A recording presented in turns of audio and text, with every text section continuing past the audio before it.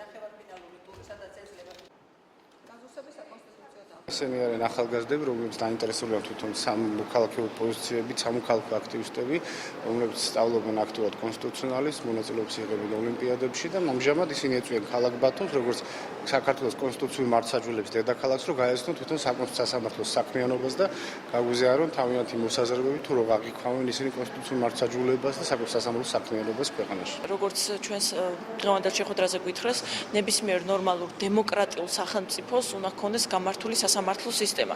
შესაბამისად, თითოეული ახალგაზრდისთვის ძალიან მნიშვნელოვანია, რომ ღრმად და კარგად ერკვეოდეს სამართლებრივ სტრუქტურებში და ასევე კარგად იცოდეს თავისი ქვეყნის კონსტიტუცია.